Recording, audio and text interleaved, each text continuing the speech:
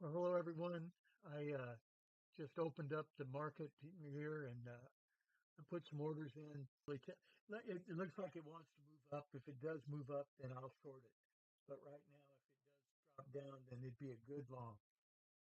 But right now, it looks to me like they're going to go ahead and on the 15 minute, looks like they got a lot of. So that's the way it is. I'm going to stop recording now, but that's where my orders are. 515 on down to 509. Five micro contracts. I don't have any stops in at this point in time, but uh, I'm going to stop recording here and we'll go from there.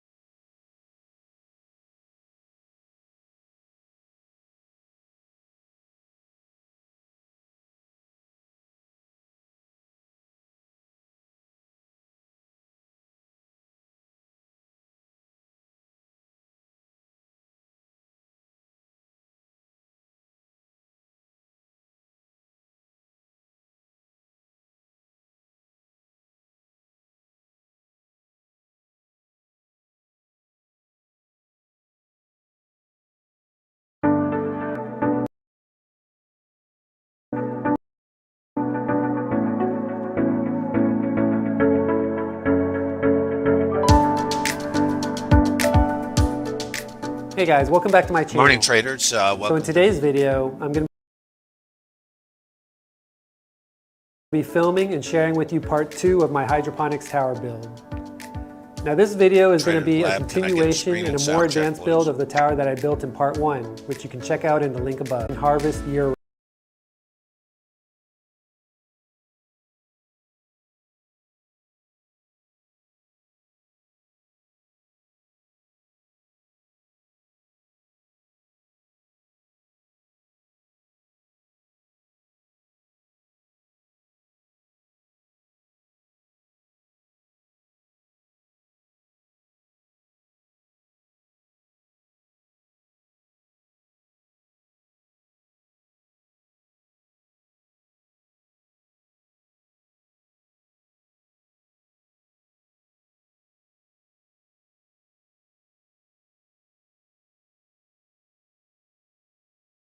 Yeah, thanks, Joe. Thanks, everybody.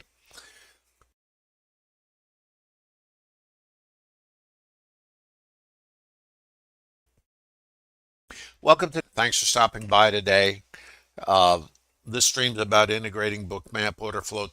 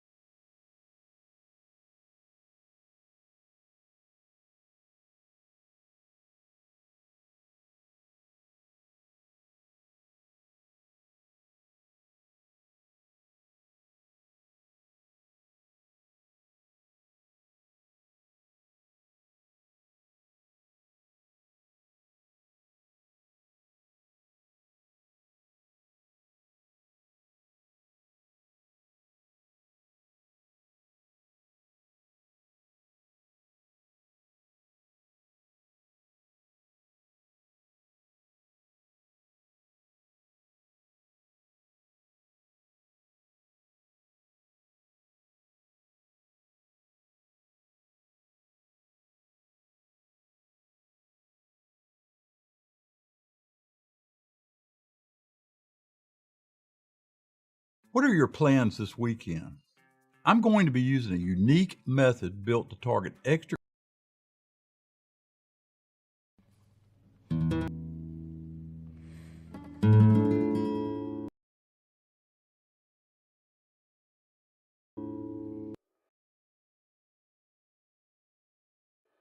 The new Liam F1 wind turbine for home that outbeats PV solar panels in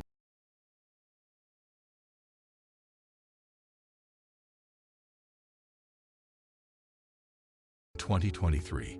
Yes, you heard me right. This amazing device can generate more electricity than solar panels, and it's virtually soundless, compact, and easy to install. How is that possible? Well, stay tuned and find out. The Liam F1 wind turbine is a product of a Dutch company called the Archimedes, which is named after the famous Greek mathematician and inventor. The company claims that the Liam F1 is the most efficient urban wind turbine in existence, able to operate at approximately 80% of the BETS limit, which is the theoretical maximum efficiency of any wind turbine.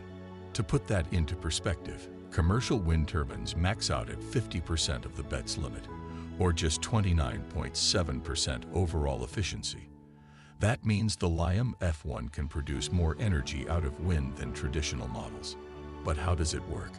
Well, the Liam F1 has a unique design that is inspired by the natural spiral shape of the Nautilus shell. The spiral shape allows the wind turbine to capture wind from all directions and convert it. The rotational motion then drives a generator that produces electricity. The Liam F1 also has a self-adjusting mechanism that aligns itself with the optimal wind direction, ensuring maximum performance at all times. The Liam F1 is not only efficient, but also very quiet. According to the company, the Liam F1 has little resistance. The Liam F1 also has a small size and weight, making it suitable for installation on almost every roof and wall. You don't need a lot of space or a high tower to install this device. You can just mount it on your roof or wall and enjoy clean and renewable energy. So how does the Liam F1 compare with solar panels? Well, let's do some math.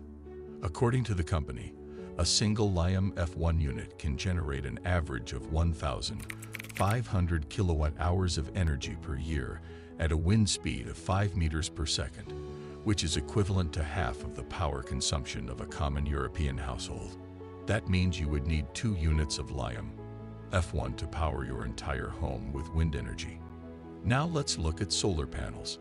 According to solarreviews.com, the average solar panel system size in Europe is 5 kilowatts, which can produce about 4,000 kilowatt hours of energy per year. Consider before we make a final judgment. First of all, solar panels depend on sunlight, which is not available all the time. Depending on your location and weather conditions, you may have more or less sunny days throughout the year. Wind turbines, on the other hand, can work day and night as 5% of their efficiency every year. Wind turbines also wear out over time, but not as much as solar panels. Third of all, solar panels require more maintenance than wind turbines, as they need to be cleaned regularly from dust and dirt that can reduce their performance. Wind turbines also need some maintenance, but not as often as solar panels. Taking all these factors into account, we can see that the Li F1 wind turbine may actually outperform solar panels in terms of energy production and reliability in the long run. Of course, this depends on your specific situation and preferences.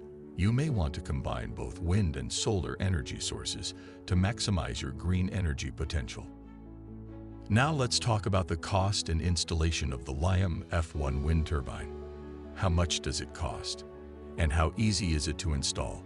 Well, according to the company's website, the Li F1 wind turbine costs €3,999, which is about $4,500, like a lot of money.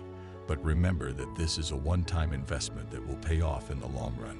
The company also offers a 10-year warranty and a 20-year lifespan for the Li F1 wind turbine, which means you don't have to worry about replacing or repairing it anytime soon. As for the installation, the company claims that the Li F1 wind turbine is very easy to install. You don't need any special tools or skills to mount it on your roof or wall. You just need to follow the instructions and connect it to your electrical system. The company also provides online support and guidance for the installation process. You can also hire a professional installer if you prefer, but the company also offers some accessories and options for the Li F1 wind turbine, such as a battery pack, a smart meter, a remote control, and a color choice. However, these accessories and options will also increase the price of the Li F1 wind turbine, so you have to decide whether they are worth it. Benefits and drawbacks of the Li F1 wind turbine. Well, let's start with the benefits. The Li F1 wind turbine is a great way to generate clean and renewable energy for your home. It can reduce your carbon footprint and your electricity bill. The Li F1 wind turbine is also very efficient, quiet, compact, and easy to install. It has a unique design that is inspired by nature and mathematics. It has a high performance and a long lifespan. It has a warranty and a support service. It has some customization options and accessories. It is basically everything you could ask for in a wind turbine. But what about the drawbacks? Well, there are some drawbacks that you should be aware of before you buy the Li F1 wind turbine. First of all, the Li F1 wind turbine is not cheap. It costs €3,999, which is about $4,500. That is a lot of money for some people, especially if you compare it with solar panels, which can cost as low as $2,000 for a 5-kilowatt system. Of course, you have to consider the long-term benefits of the Li F1 wind turbine, but still, it is not an affordable option for everyone. Second of all, the Li F1 wind turbine depends on wind, which is not available all the time. Depending on your location and weather conditions, you may have more or less windy days throughout the year. You may also have some legal or regulatory issues with installing a wind turbine on your property, as some areas may have restrictions or permits for such devices. You may also have some aesthetic or social issues with having a wind turbine on your roof or wall, as some people may not like the look or the idea of it. Third of all, the Li F1 wind turbine is not perfect. It may have some technical or mechanical problems that may affect its performance or durability. It may also have some environmental or ethical issues that may concern some people. For example, some people may wonder about the materials and processes used to make the Li F1 wind turbine, and whether they are eco-friendly or not. Some people may also worry about the impact of the Li F1 wind turbine on wildlife, especially birds and bats that may collide with it. So what do you think? Is the Liam F1 wind turbine worth it? Is it better than solar panels? Is it something you would consider buying for your home? Let me know in the comments below. I hope you enjoyed this video and learned something new about this amazing innovation in green energy. If you did, please give this video a thumbs up and subscribe to my channel for more videos like this one.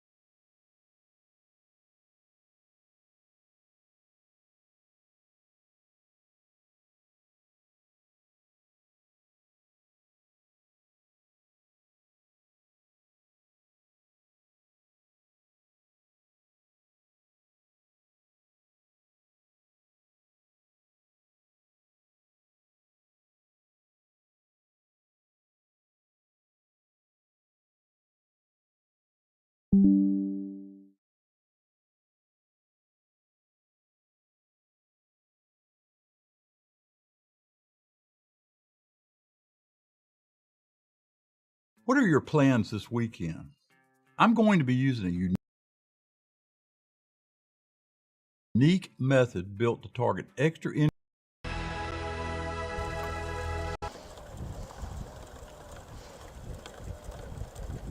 Hi everybody, so in video 1995 we made this thing. It's an Archimedes really to test this bearing and magnetic bearings, but it worked really well, and I put this big disc on the bottom to see how it would do as a generator, and we held a coil against it, and to be honest I was quite impressed by it. So I decided I'd make a bigger version with an integrated generator, and I drew this up in Tinkercad, and you will notice it only has 5 parts, and here are the 5 parts.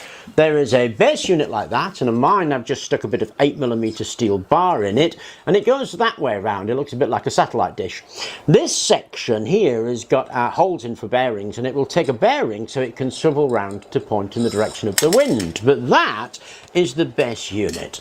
The next thing we've got are these. These are the generator. Now it's going to be an axial flux coreless generator, so we have 2 magnetic discs facing each other that way, and in there we've got a hole that will take a 15mm circular neodymium magnet, because I've got a whole bunch of 15mm circular neodymium magnets. Now these are 4.5mm deep. This is 10mm deep, and they go in like that in a north-south, north-south on both discs. And you'll notice there's a bearing in the centre. That bearing is a skater bearing, and of course it slides on the metal bar that we've just put there. The next bit we've got is this, which is a coil support for a serpentine coil. This coil is 400 turns of 0.2mm wire wound in a serpentine, and that's the coil former.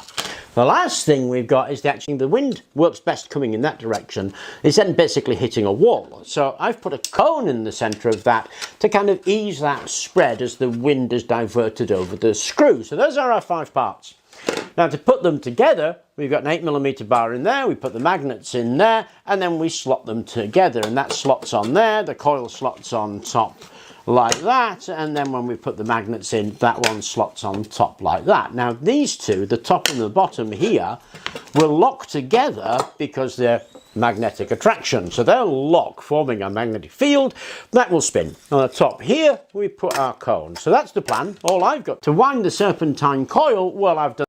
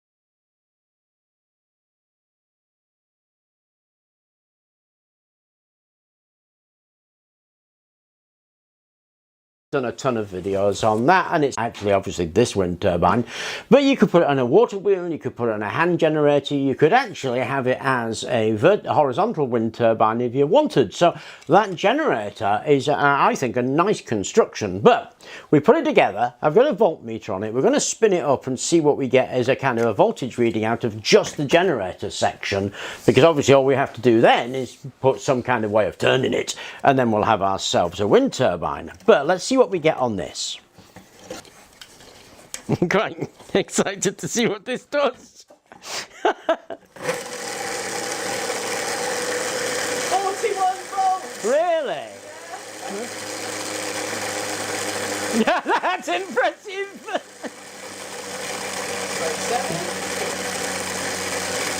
Wow.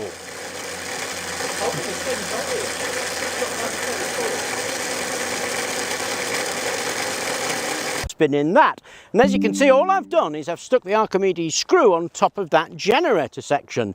Now it was rubbing, so I've changed the file a little bit. We've got a little prop here and we've got a spacer between these two to hold it apart, but I'm just here to see if it will spin in the wind. If we can get it to spin in the wind in real world conditions, of course we can replicate those in the lab, and we can get some amp readings out of it and see what we've got. So let's give it a go and see if it'll actually spin. And it'll be, so it should be, set on a pole like that.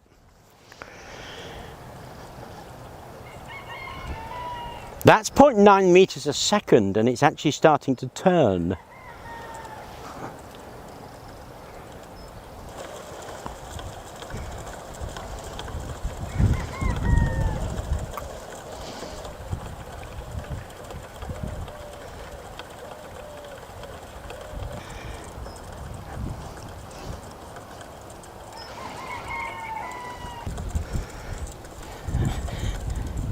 .6 meters per second. Well, that is spinning.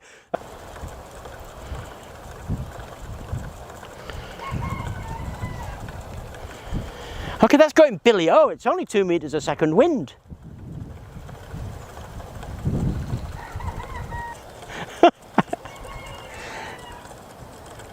Okay, that's awesome, eh? So now we can set up a fan. We can put some meters on it, because I'm not lugging meters out to the park and see what we're getting out of it. But we know it works in real world conditions. That's pretty cool. Anyway, I hope you enjoyed the video. Thank you very much.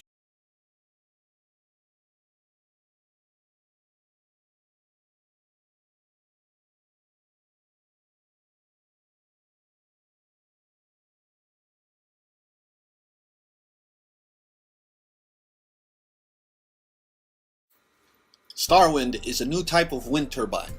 Its design is a radical departure from conventional three-bladed types. It has a teardrop-shaped body with swept wings that makes it very stable in high and low winds. The unit is fully scalable from a small portable size or power range. Using biomimicry, we have copied the efficient teardrop body design of animals that move through air or water. Studies by the US Navy have shown the teardrop shape to be the most efficient in terms of minimizing turbulence and fluid flow, and continues to be employed in submarine hull. Wing has a teardrop shape as well. Such a structure is called an airfoil. It generates lift. Starwind's 6 blades have this same bird wing design and generate lift, which causes the turbine to spin efficiently around its longitudinal axis.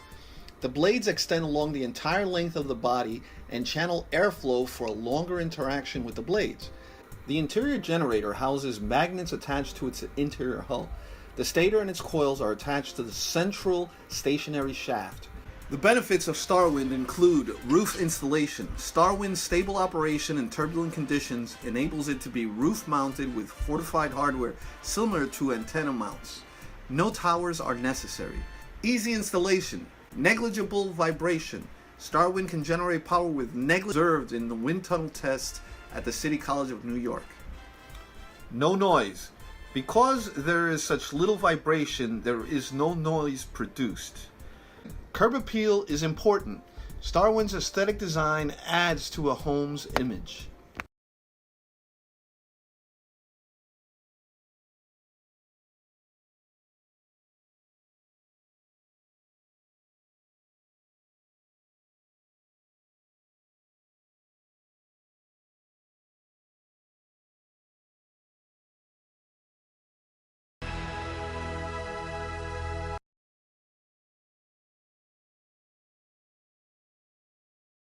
Okay, so we've been working with these things quite a lot, and what they are parabolic cones. Now the idea is the wind comes along, swirls around and gets forced through that opening there, so it's really a wind capture device. Now we know we're not too far out of the ballpark, because of course Involux are using these, and Ventum have just sold the whole pile to Skegness Council. So we've got an idea that seems to be working, which is kind of cool, and we know we're not too mad as a hatter about it all, which is even better. And of course we've been using them for the Darwin wind turbine and for making Tesla turbines. But I get asked quite a lot about turbines for boats, because of course boats have their own specific peculiarities. I mean, having a huge turbine blade slashing through the air where you've got lots of rigging and seagulls is probably not the best idea. So what you want, I would imagine, is something relatively enclosed. And of course a wind capture device that will do that job seems ideal. So of course I came up with this. And I promptly printed off 6 of these and put them into a stack. Now if you remember Dusan, K-Rex, he sent me this design for an impeller. I shrunk the impeller down, stuck it in the middle, made sure that that size matched that size, and then put a disc on it with a load of magnets on. That's what these indentations are for. Because the concept is that the wind will come along with the wind capture, spiral, be forced up through there and then up through the turbine, and that will, once the disc rotates, of course, we've got moving magnets. So if we put a coil around there, we've got ourselves a generator. Basic, but of course what we really need to do now is see if it works. Look at that bad boy spin. I'm not sure if you can see this so well on the camera, but that is hurtling around.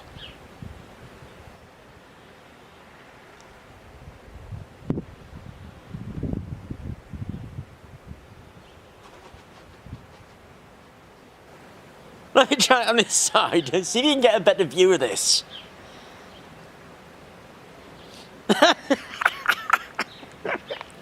Amazing. Okay, so that worked a treat, hey? Now obviously it's got this shield on the back, and that is to stop the wind blowing through. But this shield is free to rotate, and if you don't love seagulls, I guess you could put razor blades on it if you wanted, but it is an awful lot safer. We don't really need the shield. We could actually put dividers in here, but it was much easier to put the shield on. Now, I don't know if you noticed, actually, it worked really well in that direction and in that direction. I didn't try it that direction. There's no reason it shouldn't do, because it just directs the wind. So it's multi-directional, and although I'm thinking about it in terms of boats, you could put this on your roofline, because this one isn't going to be proportional to the area of the turbine. And normally wind turbines, the amount of energy they can put out is proportional to this swept area here, because that's the amount of air that's hitting it. Because with something like this, what we've got is this area here where the air is hitting, and so it's going to be proportional to that area. Well, think about it. Because the design for this is in Tinkercad, and the link for that is in the description. Jump over and pick up these files and give it a go. Maybe change the size, maybe do a whole range of those. But that is a concept turbine for boats that looks like it's going to be pretty good. Anyway, I thought I would share it with you. I hope you enjoyed the video. Thank you very much for watching, and please do remember to like and subscribe.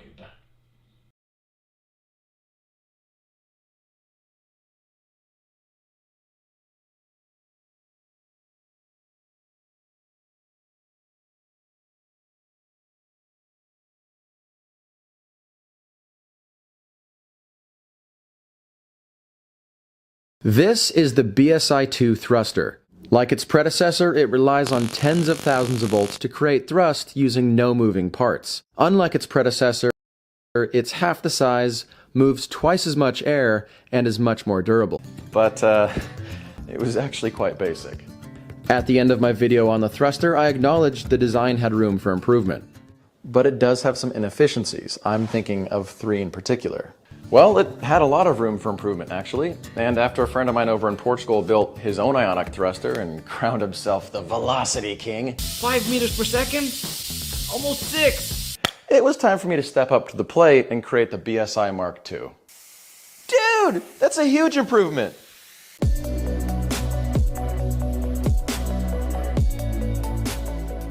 So, the video on the first received. And since I acknowledged in the video that my design had room for improvement, it was basically an open call for you to critique my work. And I received a lot of great feedback, and a lot of feedback that would have made the design terrible. Overall, in the meantime, like my plasma-filled river table. But then my friend Joel reached out, curious about the thruster. He fast forward a month, and it was more than cute. His thruster achieved velocities far greater than mine did, and it was much more compact. Almost 6 meters per second. I was proud of my friend. However, it called into question who I ultimately was. I mean, what was I? Was I Plasma Channel or Plasma Enough Channel? Eventually, the defeat got to me. It was at this time I realized the universe needed the BSI Mark II. Let's go. The new thruster is lighter and more compact.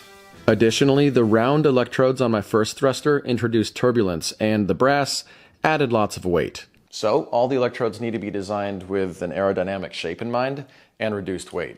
Maybe I'd experiment with different configurations for the electrodes and see how that affects output. And the last major improvement was a little bit of an engineering task, but you know what? I was up for the challenge. The open frame of the last thruster was great for testing, terrible for efficient airflow. So I wanted housing which provides auxiliary airflow from the sides while containing and focusing the air already moving within the thruster. I had my work cut out for me. I figured the best place to start would be to optimize a single section of the thruster first, right? And then move on from there. So I started with some 3.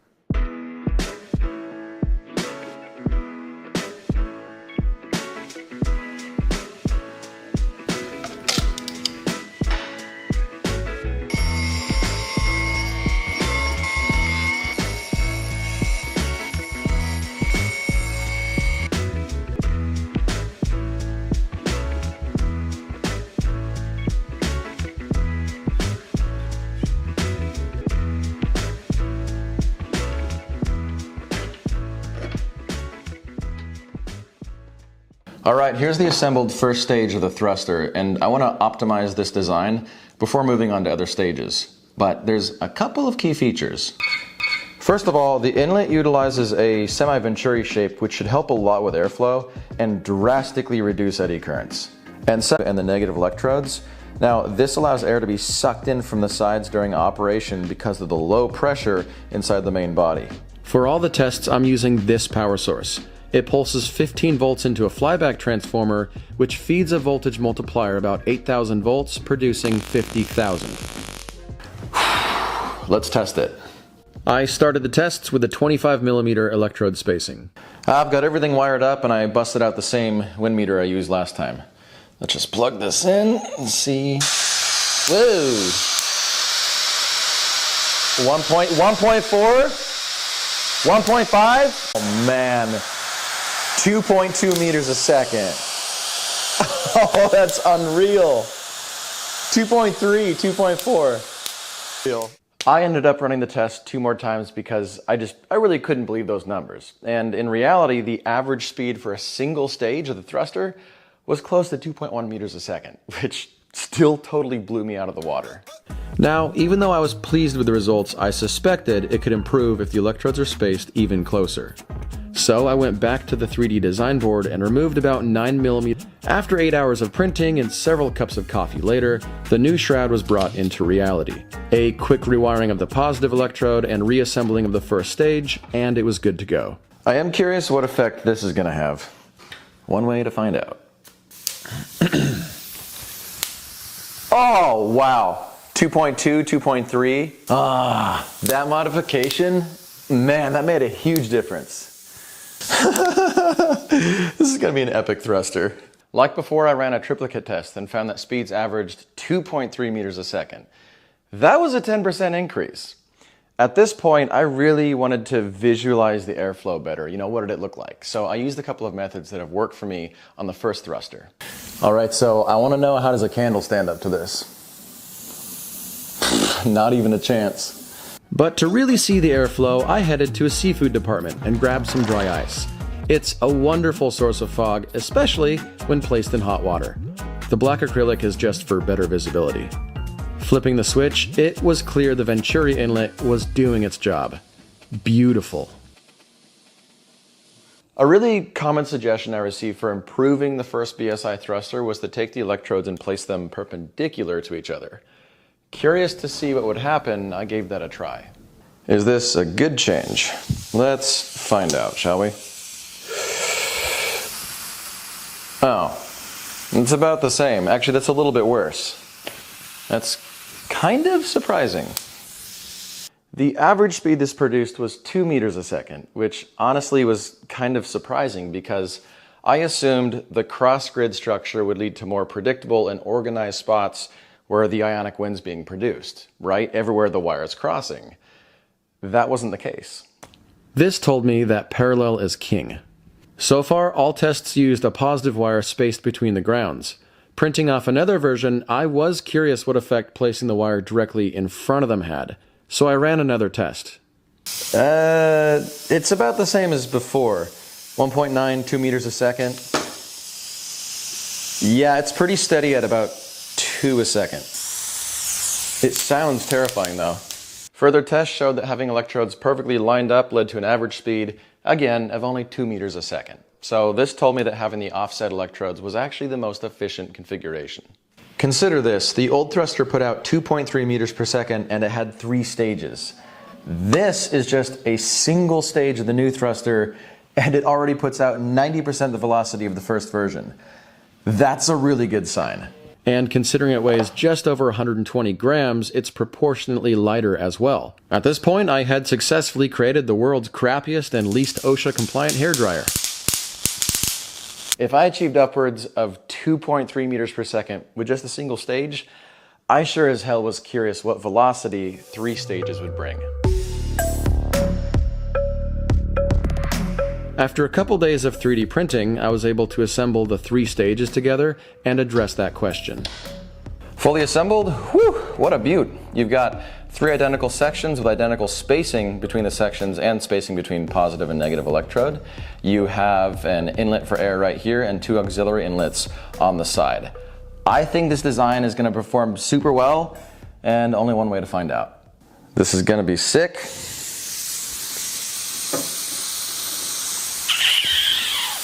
Yeah, 2.9. 2. Oh, can we get 3? 3! 3 meters a second, adding 30% more velocity. Hardly a win. So I called up my friend Alex, who works at a rocket company in Los Angeles. We bounced ideas back and forth on what tests we could perform to discover limitations of my design. Have you been playing with grid spacing? One test that would be very telling. Here's the setup I've got. 2 separate sources of airflow, a separately powered PC fan in the front, followed by a single stage of the thruster.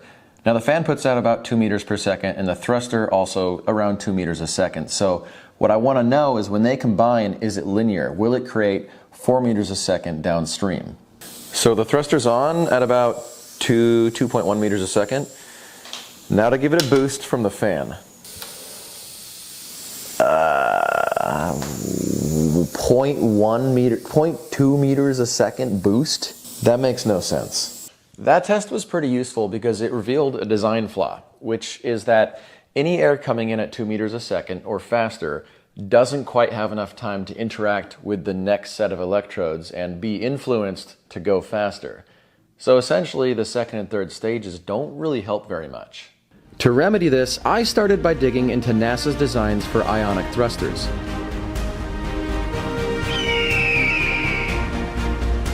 I also hit up my subscribers to see if any of them had experience with this. I received a lot of great offers, and Charlie's response stood out to me.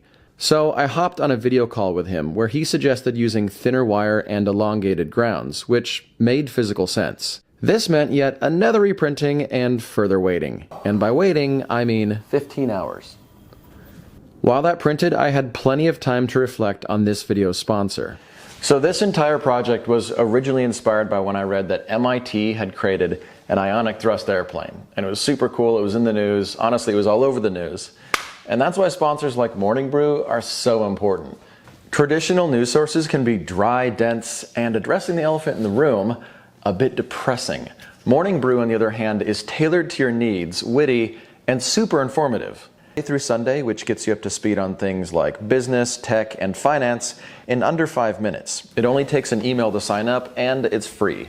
Instead of aimlessly searching for news in the morning, I've been using Morning Brew, and I learned that 1, a giant Jurassic-era insect was found on the outside of an Arkansas Walmart, and 2, yet another corridor was found inside the Great Pyramid of Egypt. And here's the deal, I went inside of it last summer, and I walked a whole 5 feet from it. Oh, if I just... It's free, it really makes no sense not to sign up. You can go to morningbrewdaily.com/plasma channel or click the link in the description down below. All right, onto some thrust. Originally, the positive electrode had 32 gauge wire, easy to see. I changed that to 36 gauge, which is much thinner. And while the old ground used typical round tubing, the new ground electrode steps it up a notch with aerodynamic tubing. I also shortened the spacing between the stages by about 10 millimeters, which brought the thruster's new length to just over 7.5 inches, or 19 centimeters. Total weight now equaled 450 grams, which is 10% lighter than the first BSI thruster, or a full can of my favorite drinkable nitroglycerin. For testing, this thruster needed a... nothing quite pops like nuclear green acrylic. Let's test these changes.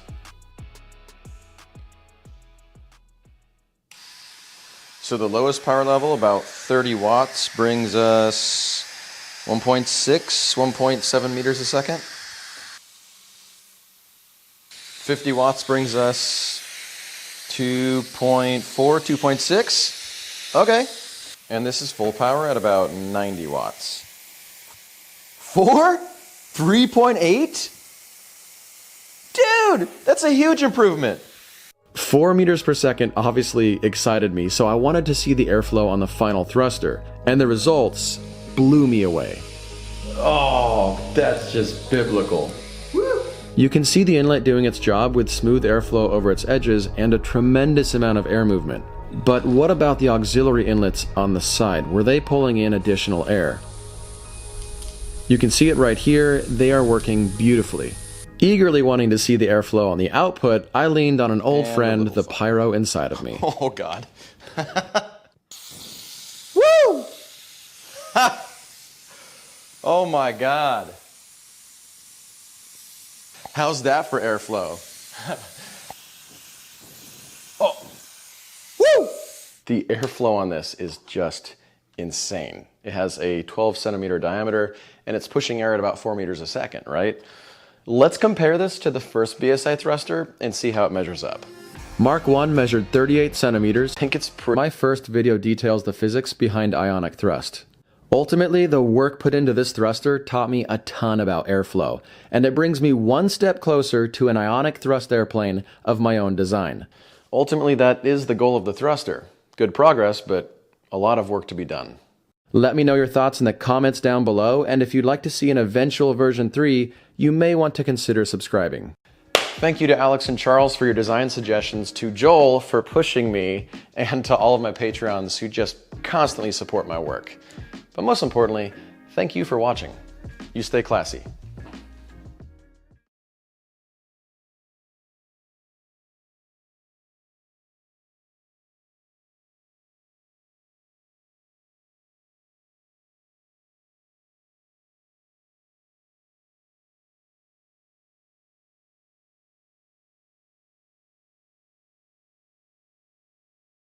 This is the world's largest 3D metal printer. It was built by Relativity Space, a startup that aims to print an entire rocket.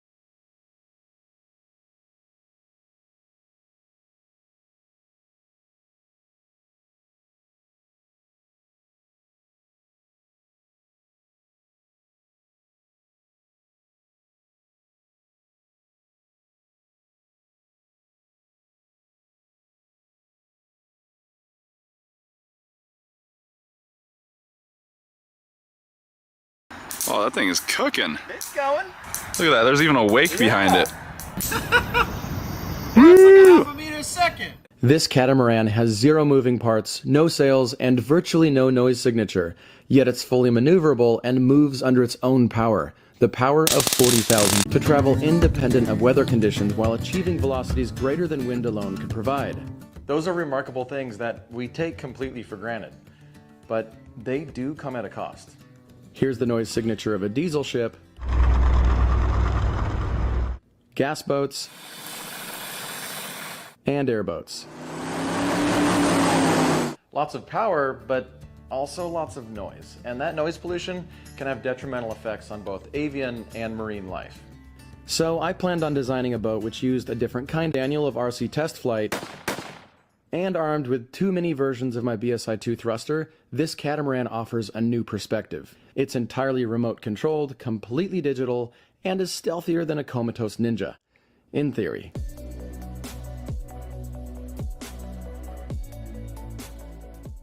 Ionic thrust has been known for well over 100 years, but ionic thrusters are cutting-edge tech. And if that's your thing, I know you'll love the event that Keysight Technologies is gearing up for. Let's take a look. Keysight World Innovate is a massive 3-day online event that takes place on June 20th, where industry leaders, experts, and futurists will share their vision of the future state of technology. Their topics are pretty epic, including technology that either affects us today or will affect us tomorrow. Each day lasts 2 hours and includes 2 keynotes from industry leaders as well as a panel discussion. Dates and times vary depending on location, but it starts with the Americas on June 20th. This year they have some really interesting topics, like auto racing is going to lead to better and safer algorithms for autonomous driving.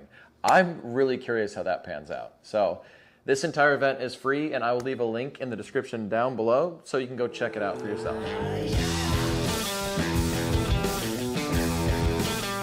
Okay, so I've been curious about the idea of an ionic thrust boat for a really long time, and since September of 2022, I've been working towards designing a modular ionic thruster that's capable of propelling an airplane. I started with my first BSI thruster, which was primitive but functional, then designed the BSI Mark II, which was a massive step forward. It's got room for improvement but moves a serious amount of air. And to better understand how ionic thrust works, I recommend watching my first thruster video, which breaks down the science. Anyways, one morning I woke up to a really interesting email. A company pushed one of their boats using ionic thrust. I'd likely want to start small, but after some thought, I realized there may be some serious advantages to this. First of all, marine noise pollution is a real problem. I used to work with biologists that studied the effects of diesel engines on the health of whales and cetaceans, and their findings were not great. For several decades, a growing body of evidence indicates we're turning the ocean into a rock concert. Data indicates our ships have a continuous impact on marine life, affecting foraging behaviors, creating behavioral issues, damaging hearing, and even causing death. My friend Jordan assists with marine research, and his team recently published their findings as well, so I asked him for his 2 cents. There are species such as dwarf sperm whales and striped dolphins that are extremely difficult to approach due to their sensitivity to the noise from our outboard engines. Sound pollution in the ocean can significantly disrupt the ways whales and dolphins forage for food and communicate with each other. Identifying methods to minimize these anthropogenic noises, even if only temporary, while traversing through a critical habitat, for example, is a step in the right direction. So I posed this question: does ionic thrust have the potential to propel a boat effectively while solving this noise issue? And scaled the thruster down by 50%. Hitting print, and the build had begun.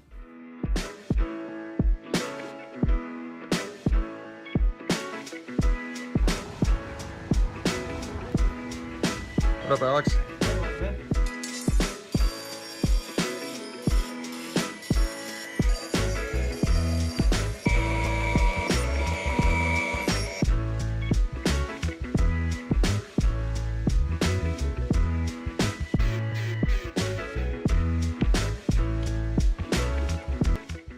Okay, so here's the original Mark II thruster in all its glory. And this guy, well, that's the hobbitized version. To power these thrusters, I chose to use stun gun modules. I hate to admit it, but they're kind of amazing. Feed them 5 volts, and they give you 40,000. The thrusters have 3 sections each, so I wired a high voltage module to each section. It's important to note that when things are scaled down proportionately, it doesn't guarantee that they'll work proportionately as well, especially with high voltage. High voltage is a tricky Tina. So I fed the thruster 5 volts and prayed to Odin. What velocities are we looking at here? Okay, 2.8. 2.8 meters a second. That'll do. To better visualize the output, I turned to an old friend, dry ice. The fog it creates is brilliant for showing airflow, and damn did it deliver. You can clearly see the focused stream of air from this thruster. It's just beautiful. The thruster didn't like this humidity and started to self-destruct. For a quick fix, I grabbed some electrical tape and covered the exposed edges of the wire on the outside, hoping it would work. That didn't help much. So I went back to the drawing board and made some crucial changes, all with the goal of reducing or eliminating sparking between electrodes. Feeling optimistic, I gave that sucker a print and waited 5 hours. One change was the addition of 2 bolts which acted as wire tensioners, and another was electrostatic shielding between electrodes on the outside of both the positive and the ground. Once this was squared away, I assembled the new thruster with high hopes. Really hope this works. I started test low at 2 volts. No sparks. So this is only 8 watts in, and that gives me 1. That's actually pretty good. Then moved up to 3 volts, keeping my fingers crossed. 3 volts and 22 watts. Oh, 2.4? That's actually, I'm feeling pretty optimistic about this. Next was 4 volts. 4 volts and 38 watts. Ooh! 2.8 meters a second. And finally full power at 5 volts. And this is kind of maxed out, 45 watts. 3.1! All right, that's an improvement. That's one hell of a force field. For a second, considering each thruster only pulls like 45 watts of power, that makes energy management super simple. With the functionality on the first one all sorted out, I printed and assembled the second thruster. All right, now we're looking at twin ion engines ready to go onto a catamaran.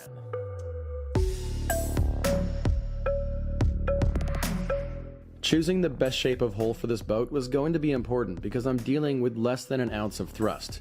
Ultimately, I went with a multi-hull, drawing inspiration from catamarans because they're really stable and kick-ass. And to optimize the shape, I reached out to my friend Daniel. He runs the RC Test Flight channel. You might have seen his videos on RC boats and airplanes. He's been doing it for well over a decade. So we met up at my favorite, is essentially a jungle that serves coffee. That much air will push a efficient lightweight boat for sure. It's not going to go fast. No. but it's gonna go. Are we trying to send it across the lake? No. Which might be cool. Would be super cool. As it turns out, we both use Onshape to do our 3D modeling, so we figured we'd take advantage of the collaborative feature it has. The next day, file, and I was a huge fan of the direction this boat was going in. This is why I love Onshape. It's features like this that allow not only engineers and companies to work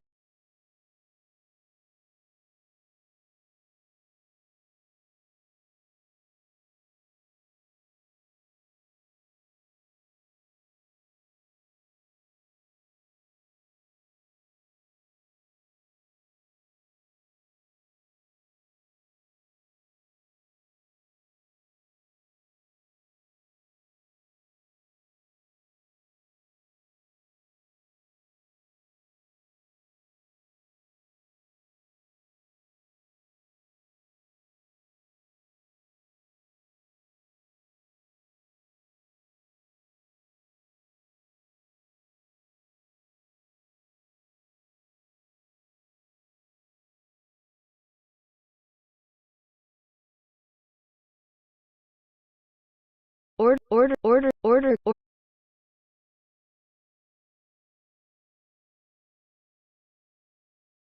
submitted.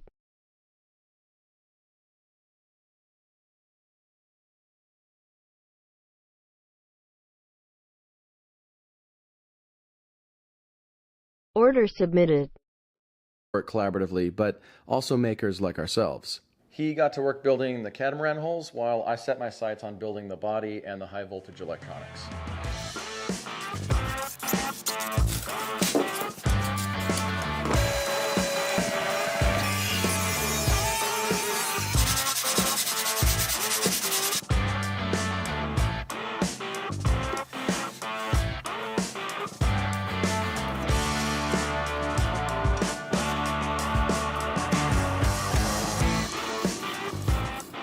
To kick off my build, I took a trip to my local maker supply, Plasma Plastics, because what would this project be without acrylic? Yo, Raul. Hey, thanks, man.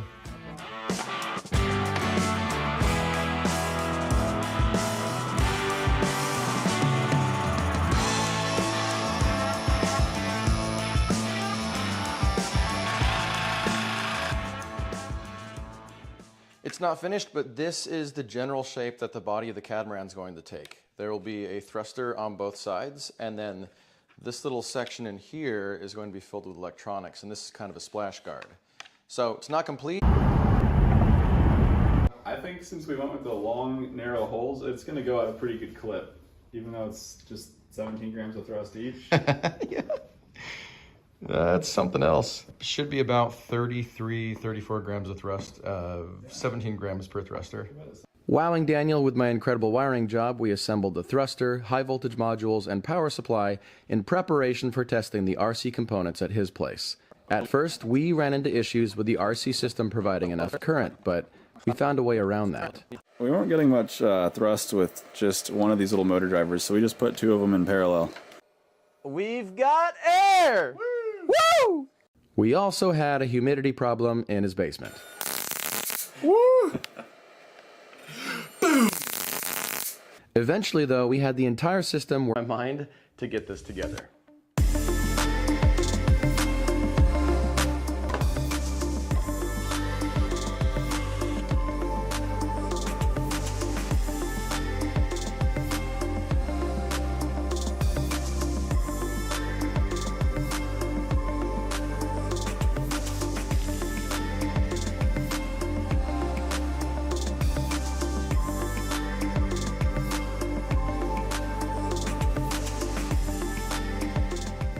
This is the brain of the entire boat. It's an RC receiver which regulates how much power goes through the motor driver pairs and thus the power going into each thruster.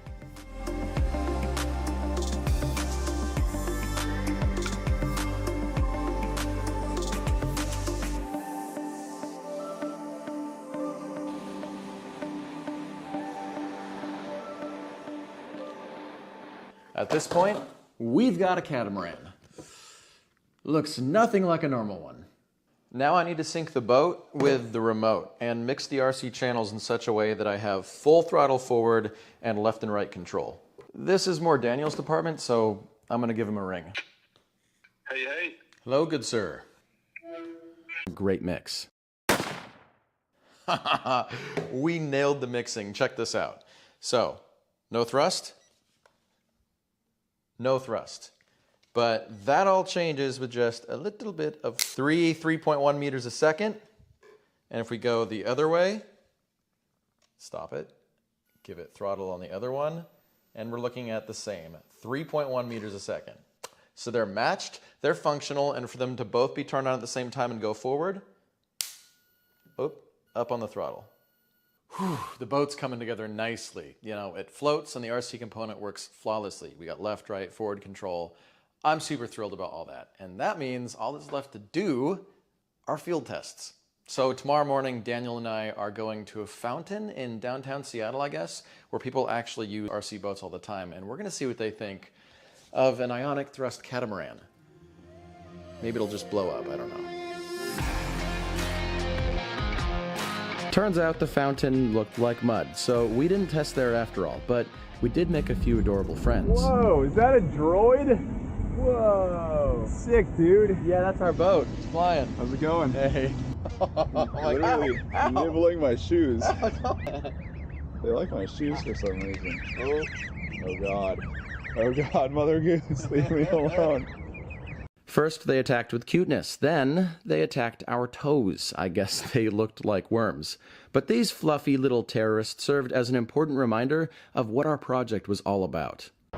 This is a man on a mission right there. World's first ionic thrust powered boat. The colors actually turned out better than I thought they would. They kind of did, didn't Like, they? I was like, green and red are gonna be disgusting, but it kind of looks cool. I don't know, it's a little Christmassy. I feel like I'm in Leavenworth, you know? Oh, great. My catamaran! Oh, that thing is cooking. It's going. It's going. Look at that, there's even a wake behind it. That's incredible. It's so fast.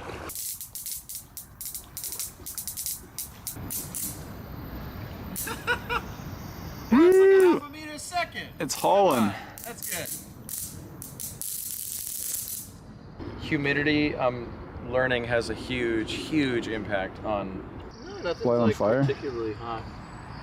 Nothing's... Yeah. Forward. And then right. Turning? Turning right. Oh yeah, it's totally turning. Woohoo! Yeah, I guess reverse would be nice. I don't want to go too far away because then we're just gonna have to swim to get it. Well.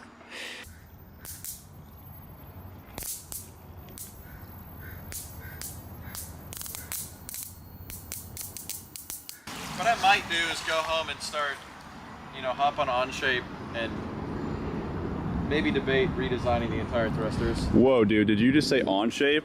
Dude, did you just say OnShape? On shape. It did not work.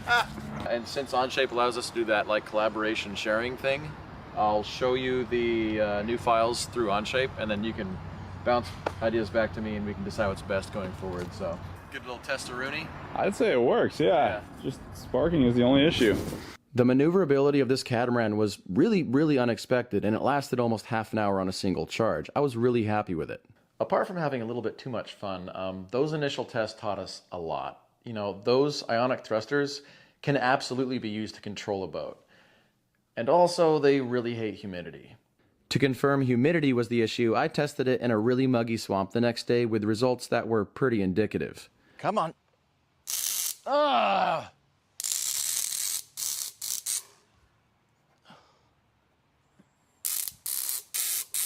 Oh, I've made a fly swatter boat.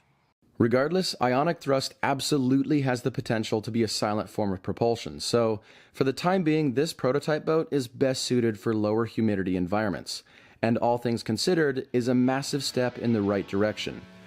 It shows that with just a few adjustments, a totally silent boat may be on the horizons, and maybe, just maybe, we can turn the dial down on the rock concert we've turned the oceans into. I'm really passionate about the ocean, so I'm going to work towards a version 2 of this boat, one which works quietly and efficiently, regardless of humidity. So if this project got you thinking, consider subscribing and leaving your thoughts down below. Thank you very much for watching, and you stay classy.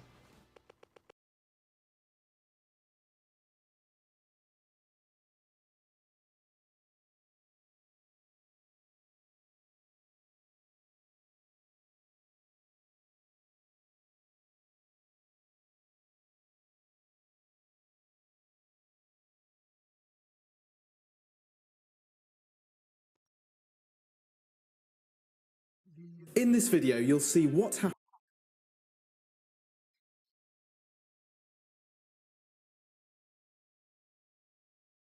The market completely walked away from that order, so I went up to a latest resistance level,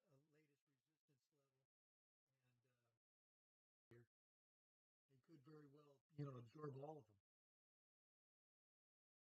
If it doesn't, we'll just take what the market gives us.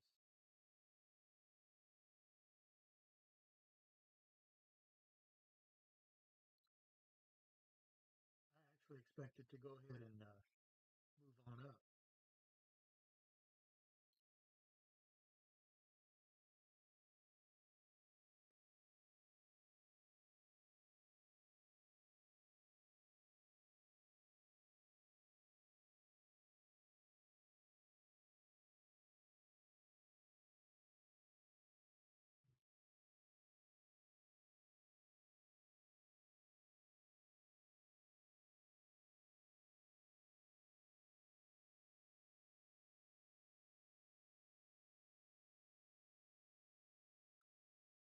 Yeah, my strategy is to lay in wait, find an area that's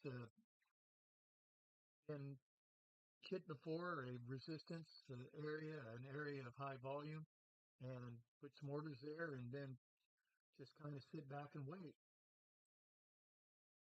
It only takes my orders here, but that's better than nothing.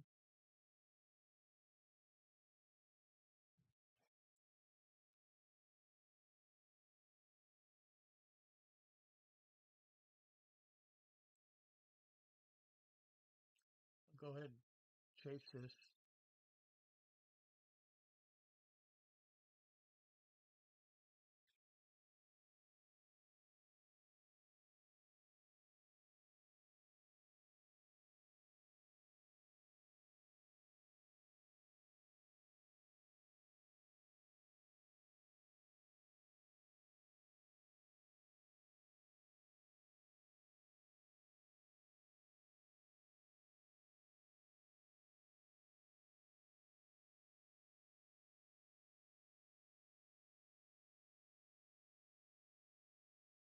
Yeah, too bad it only picked up one of my orders. I'm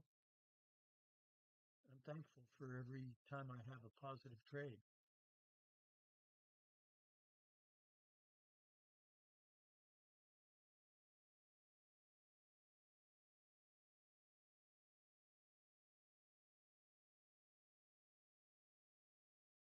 Okay. Stop filled.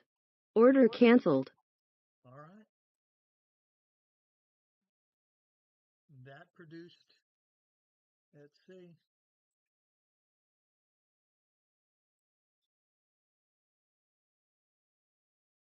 $29.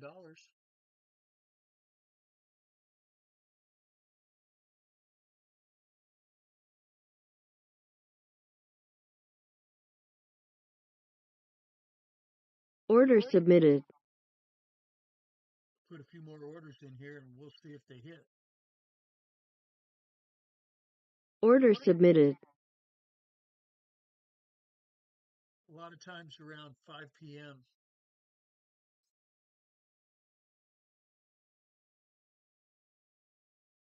Not always, but that is, I've seen that happen more often than not. Oh,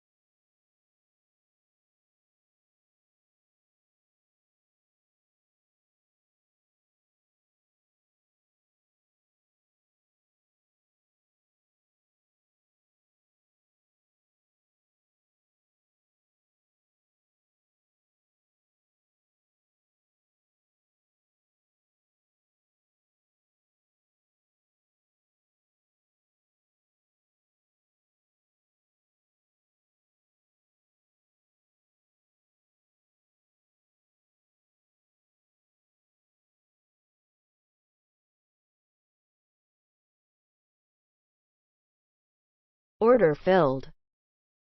Order filled.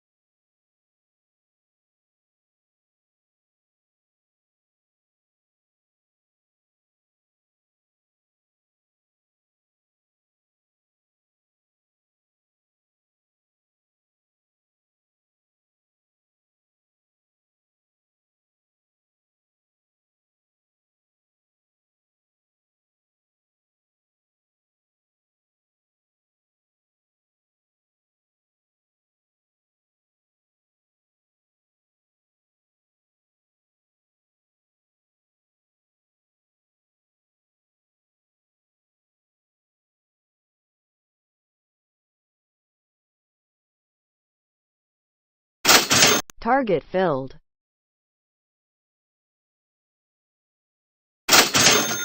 Target filled.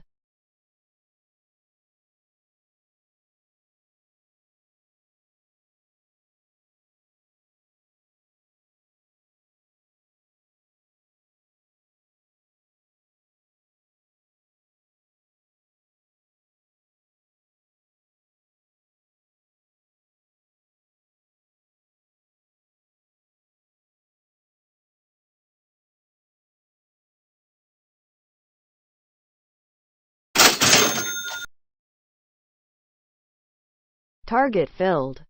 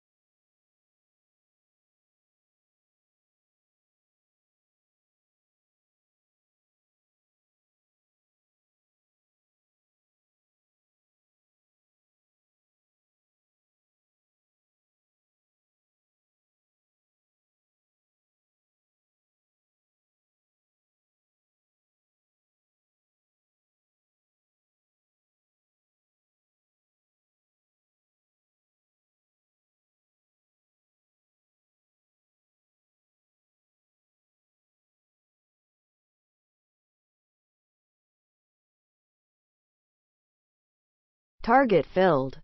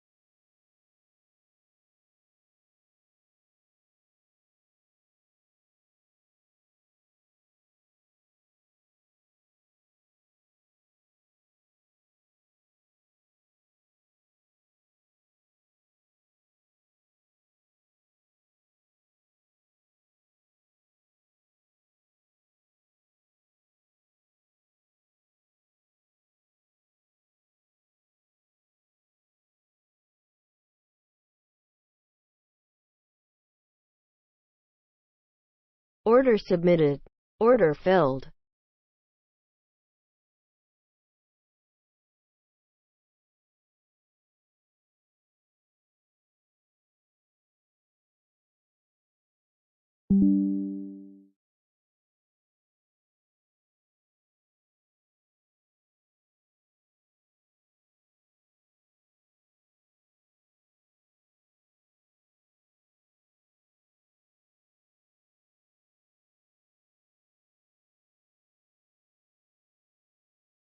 Order submitted. Order filled.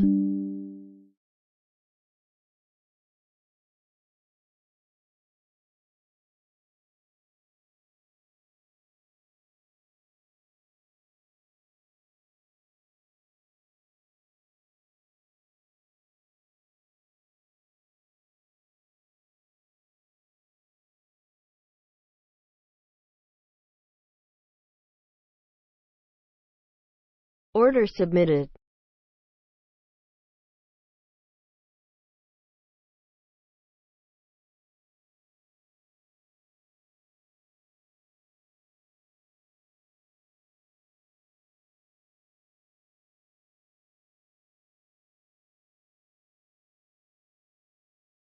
Order filled.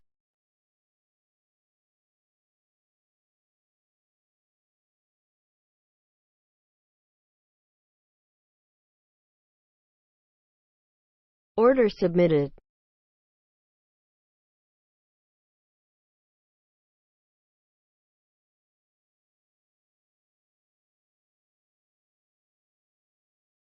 Well, it reached up there, and um, I'm kind of adjusting the trade now. I made a little bit of profit, but see what happens.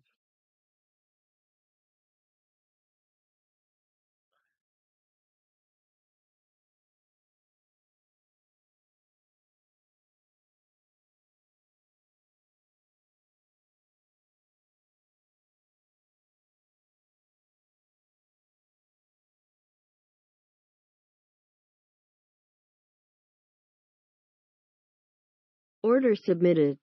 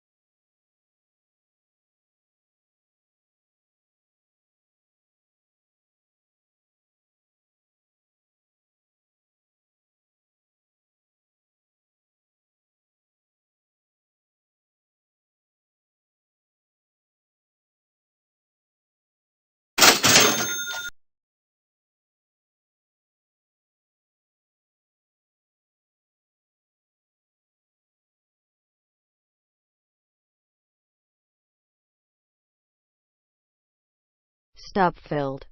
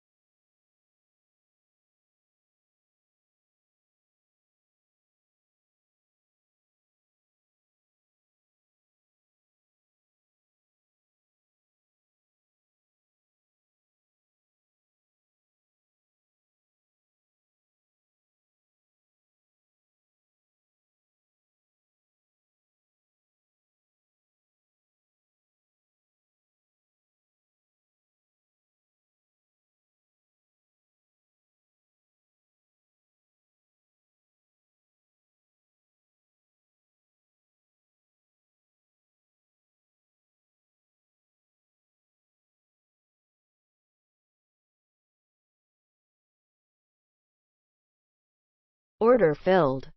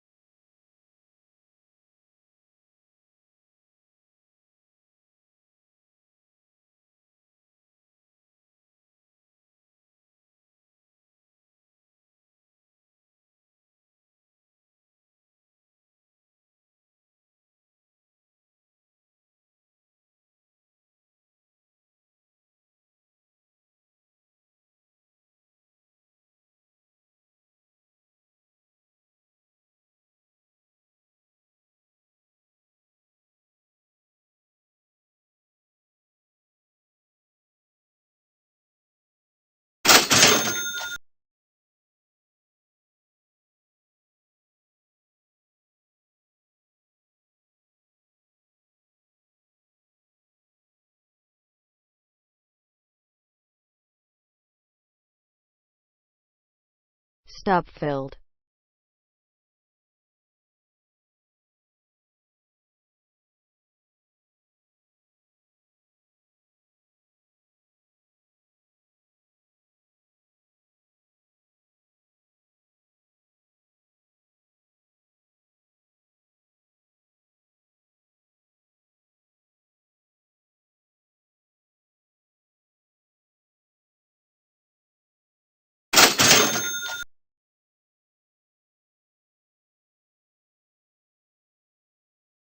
Order canceled.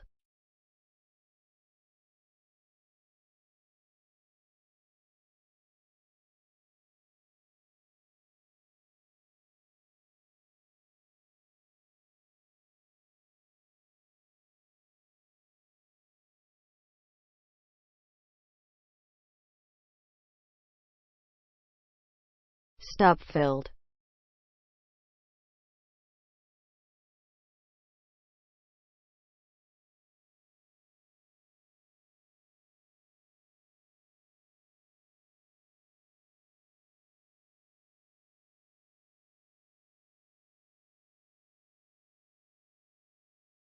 Order submitted.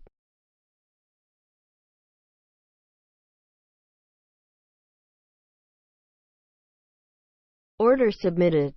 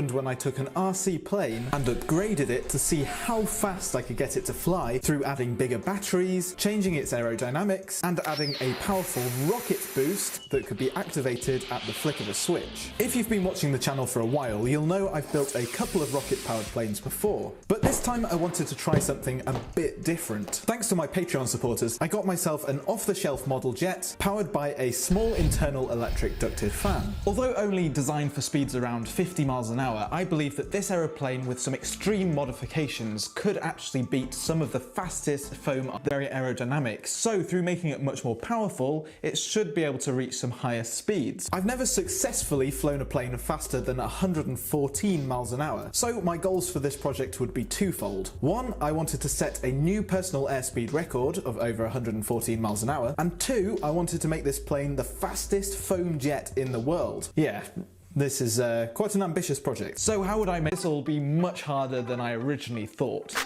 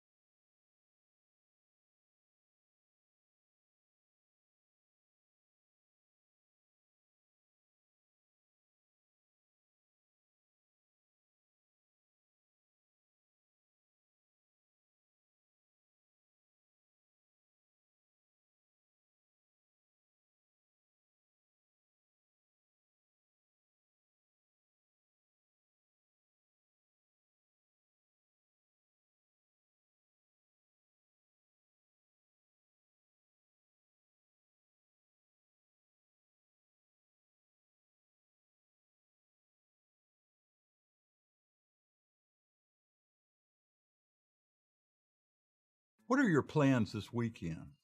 I'm going to be using a unique method built to target extra. This video is sponsored by Delete Me. As we know full and well here in California, our planet is facing a freshwater crisis, so the need for innovative solutions is greater than ever. There are dozens of different approaches to tackle this issue, but what if I told you there was a new way to get fresh water from the ocean that is so elegant in its simplicity and so obvious that it's a wonder why no one has thought of it before? And guess what? It's not desalination. It's a new twist on atmospheric water harvesting. And today we're going to talk about how it works and why it might be the next big thing. I'm Ricky, and this is 2-Bit Da Vinci. Today, almost 2 billion people worldwide, that's 26% of the global population, live without safely managed drinking water. And we're currently last 1,200 years here in California.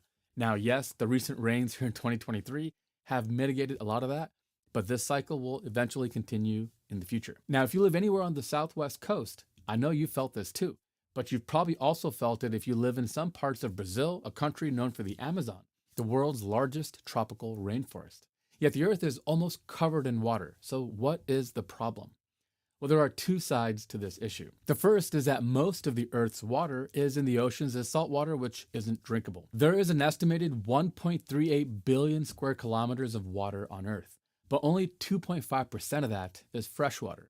And almost 71% of that freshwater is frozen in glaciers at the polar ice caps, leaving only 29.2%, some 10 cubic kilometers, of liquid water in rivers and lakes for us to actually drink. This means we only have 0.0067% of the total water on Earth available for consumption, slightly less if you discount polluted waters. But even though this percentage is quite small, it still represents about 22,300 cubic miles or 93,000 cubic kilometers of fresh, liquid, easily accessible drinking water, or roughly 25 quadrillion gallons. That's a lot of water. To put this in perspective, the average person consumes a little over 79 gallons of water per day at home. So the entire world population consumes around 228 trillion gallons of water per year. So in total, in a whole year, we use less than 1% of the total available water supply at any given that replenishes itself through the water cycle. So there's plenty of water to go around, even after accounting for population growth, which brings me to the second issue: population distribution. You see, the problem isn't that there is a problem within countries. I mean, look at the US. Places like California and Arizona house millions of people, yet they're among the driest states in the country. Water management and recycling in places like Las Vegas have proven to be successful in cutting down water usage, but this strategy is inherently limited by how much water is available to begin with and isn't sustainable in the long term as the population grows. Take Las Vegas as an example. The general manager of the Southern Nevada Water Authority, John Ensminger, was once quoted saying that this neon city is water efficient cities in the world, and that the city beat the odds by cutting its overall water use by 26% while also adding 750,000 people to its population since 2002, which is commendable. But it's obvious that it hasn't been enough, since about 10% of Las Vegas water comes from groundwater aquifers, and most of them are running dry. But before we get into that, let me tell you about a sponsor this week, Delete Me. Delete Me is a hands-free subscription service that'll remove your personal information that's being sold online. Delete Me's privacy experts remove your information from Google and 100+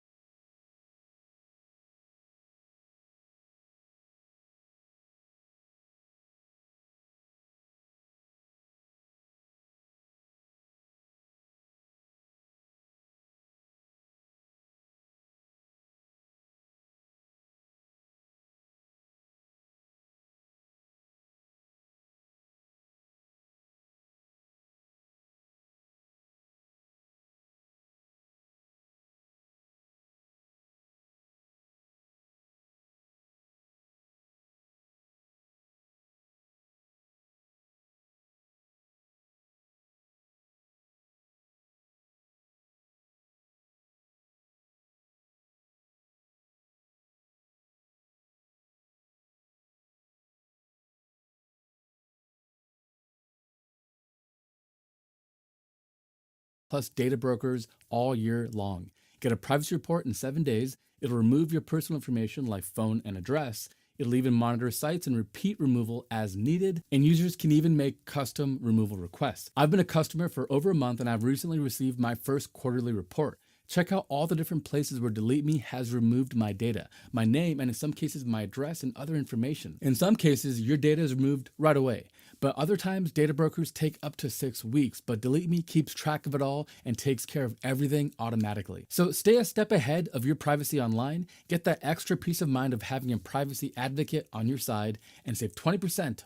Israel is probably the world's best example of pulling this off. By combining smart water management and education with desalination, they've turned a water-stressed nation into a water surplus exporter in less than 20 years. So the question is, why aren't desalination plants everywhere?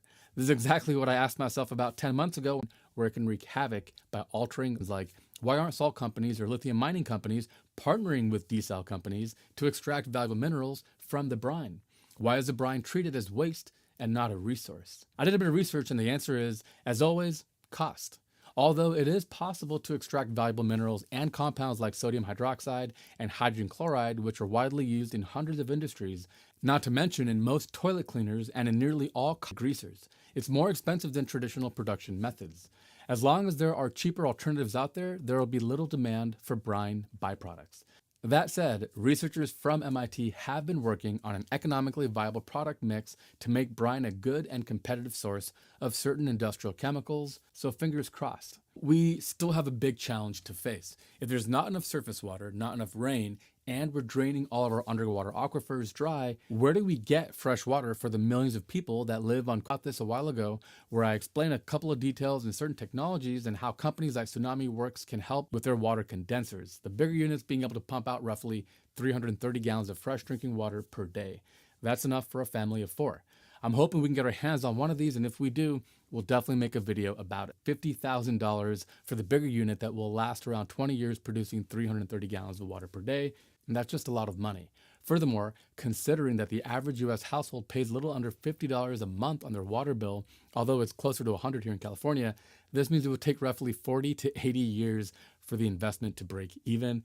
And that's without counting the insane amount of electricity these things consume, which is close to 11 kilowatts. But if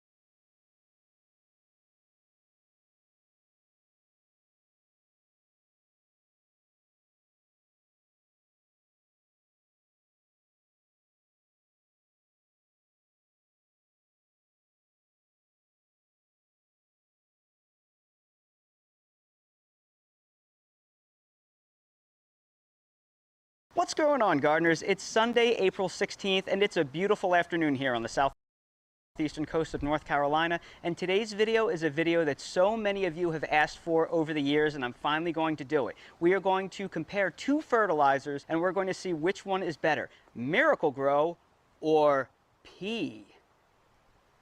Yeah, I'm serious. If you're new to the channel, please subscribe and hit the bell to receive new video notifications, and check out our Amazon store and Spreadshop links in the video description for everything I use in my garden and awesome custom designed apparel and other gear. Your support is greatly appreciated. Over the years, many of you have mentioned that human urine is a great source of fertilizer, and while I've always known this to be, and I've seen the results with my very own eyes, I've never actually considered it to be anywhere on par with real fertilizer, just more of like maybe something a little extra you could add.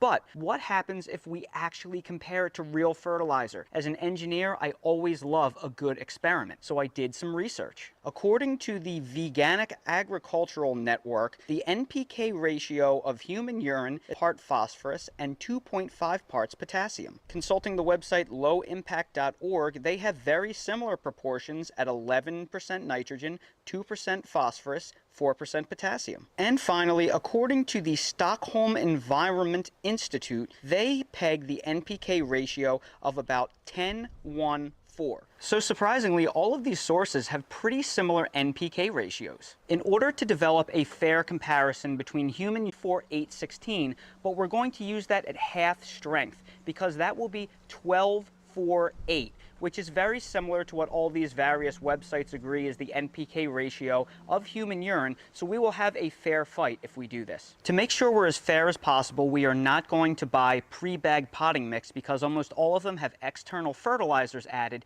and they will mess up our results. So we're going to use one of these coconut core bricks as the foundation for our medium, and then we're going to cut it with plain old perlite. So all we're going to use is perlite and coconut core. That means there will be absolutely no usable nutrition in this mix, and the only fertilizer our plants get is what we're going to give them. Now we're going to compare two different types of plants, a leafy green and a fruiting plant, to be fair, because human urine is mostly nitrogen, so we want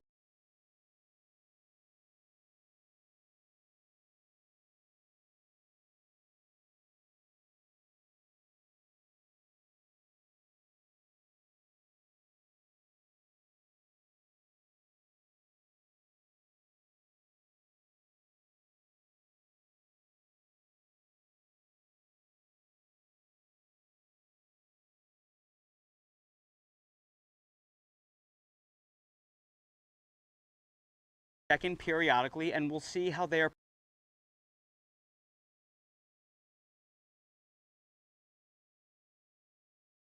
performing. Unless we are fertilizing them, they will be getting nothing but either rainwater from my rain barrels or from the house spigot. So they will be getting the exact same water, no variables. And I truly have no idea what to expect from this experiment. So it should be very interesting to follow along with this and see how it goes. It's Sunday, April 23rd, and it's time to make another application of fertilizer.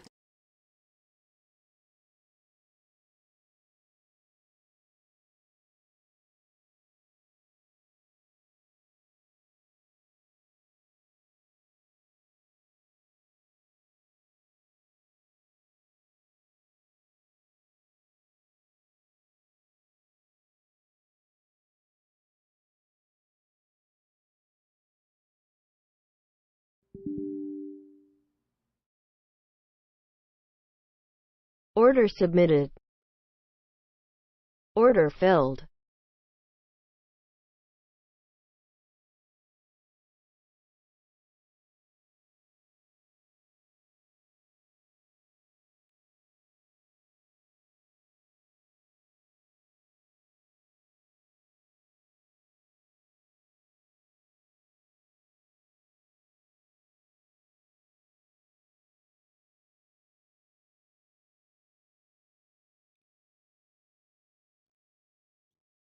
Well,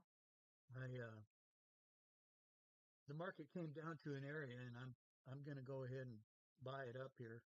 Order submitted. Order submitted.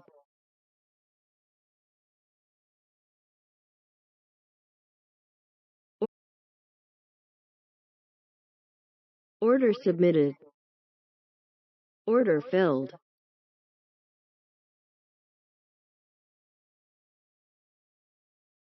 So we'll see what happens on this one.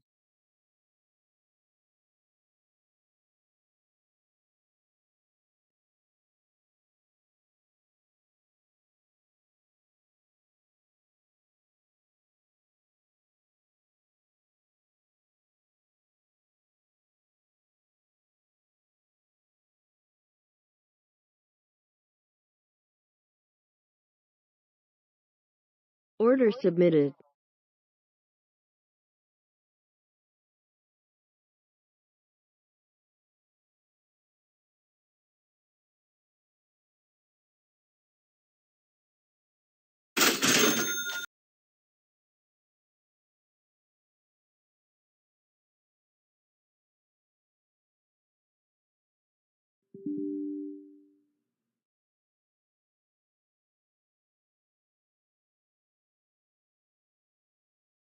Order filled.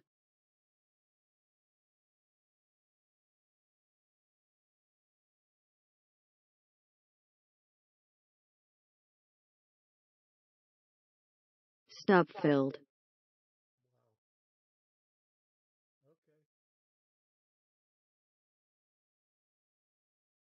Little jumpy there.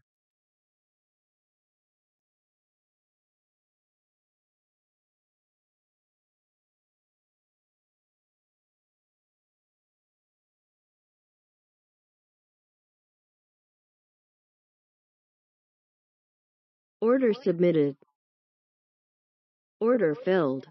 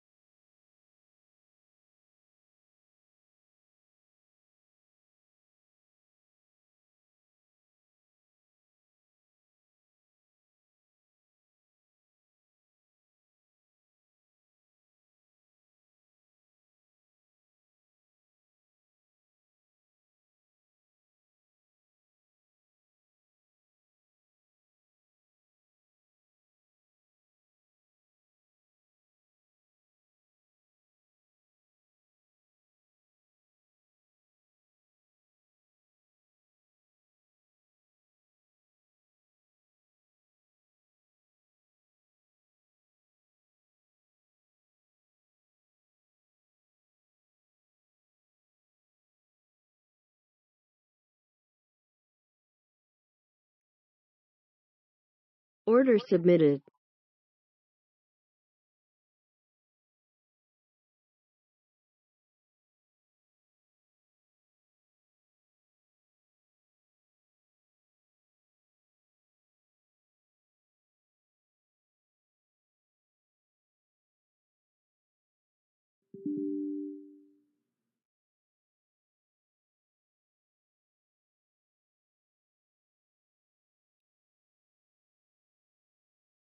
Order filled.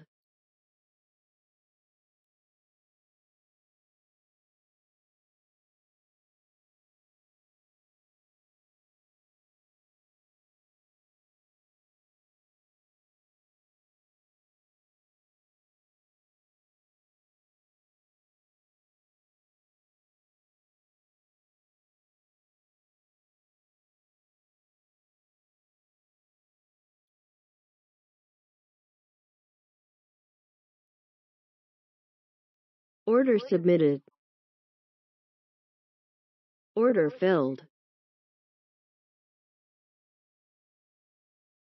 Order submitted. Order filled.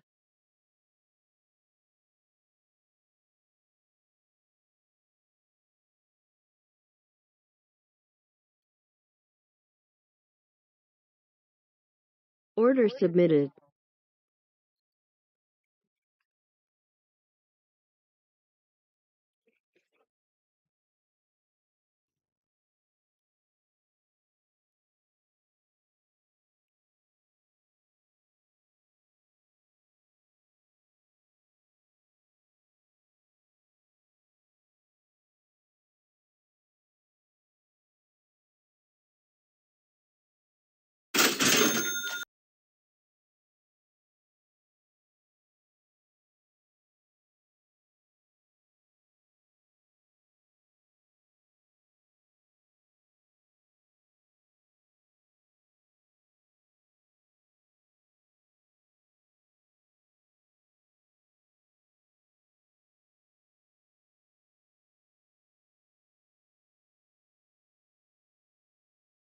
Order submitted. Target filled.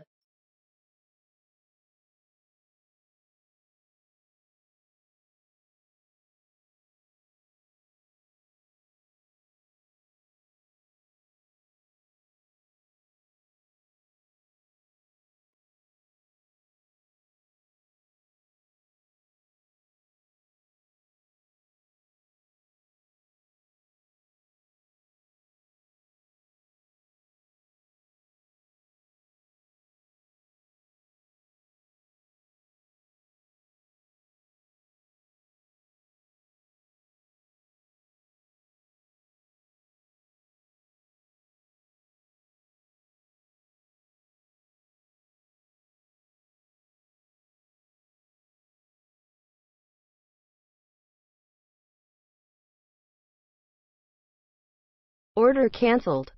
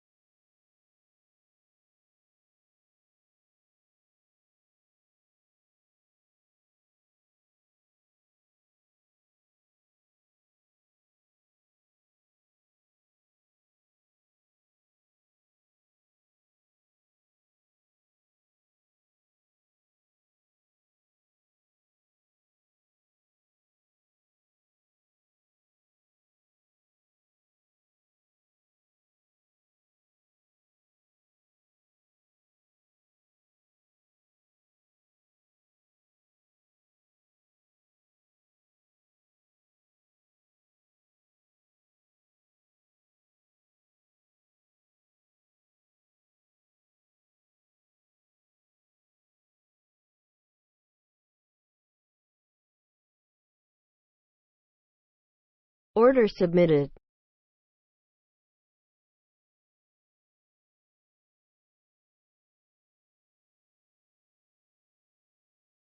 Order filled.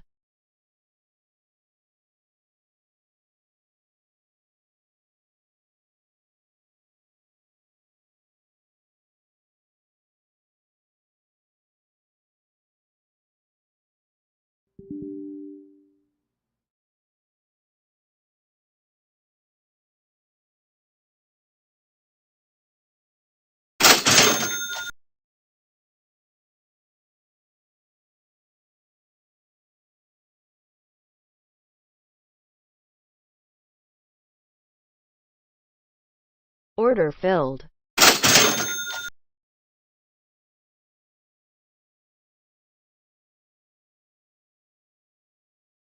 Stop filled.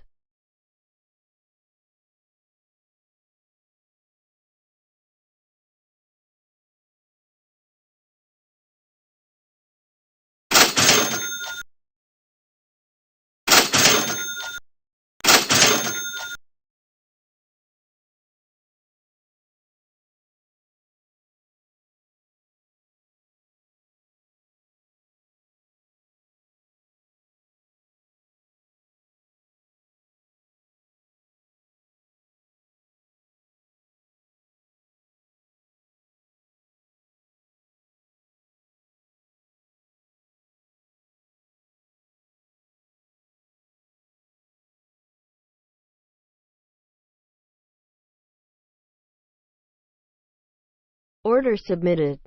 Order filled.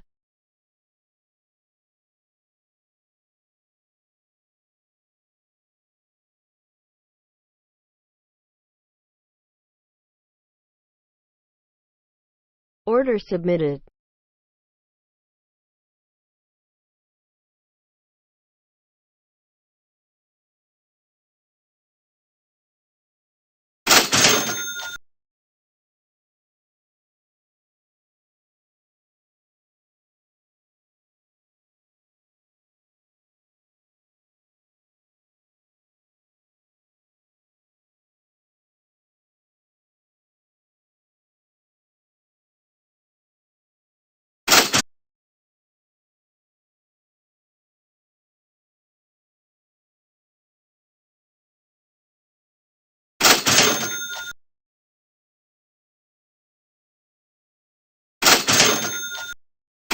Target filled.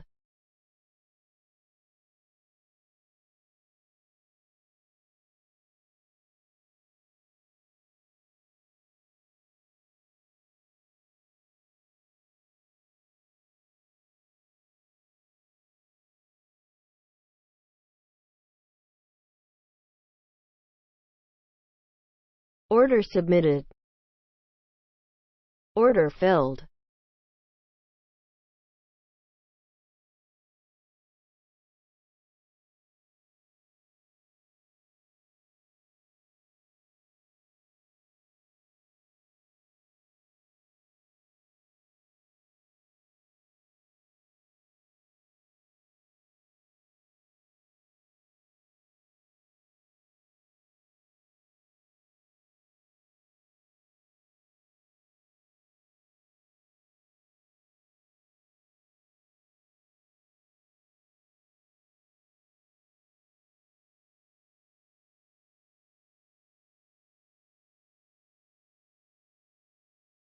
Order submitted.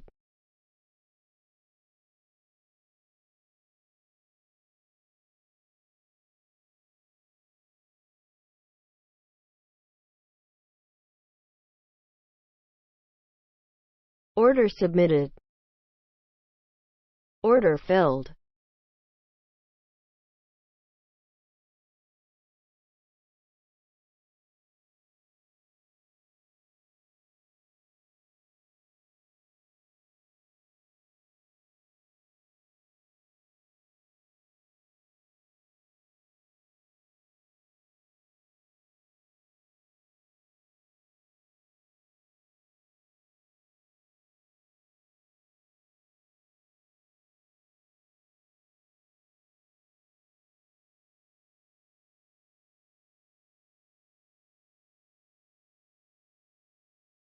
Order submitted. Order filled.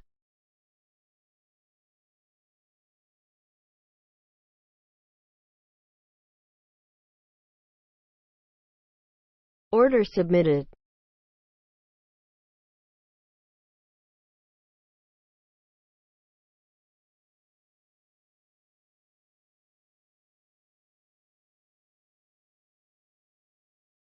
Order filled.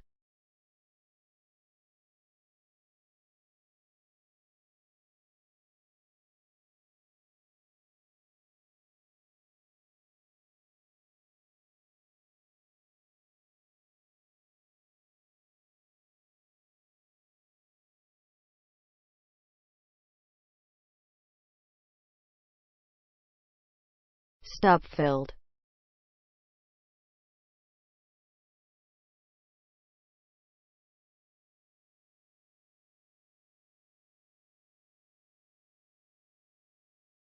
Order submitted.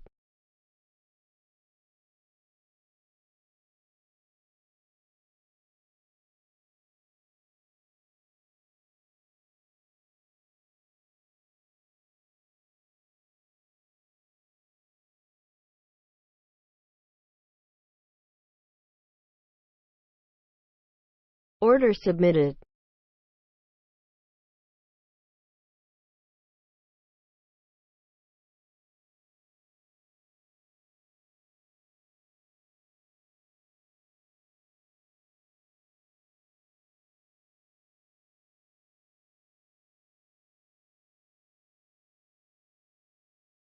Order filled.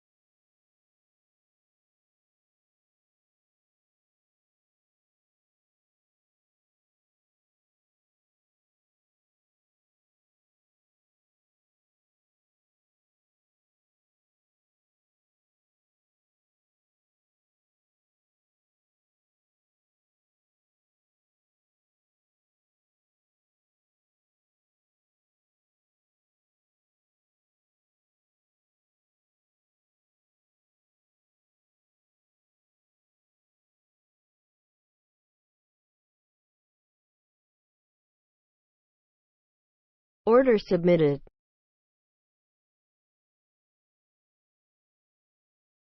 Order filled.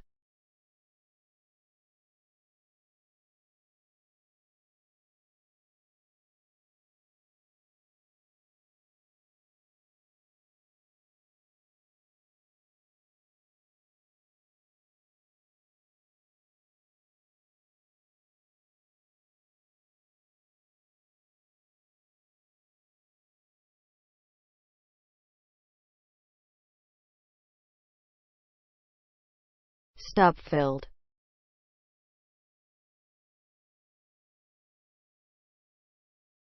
Order cancelled. Order cancelled.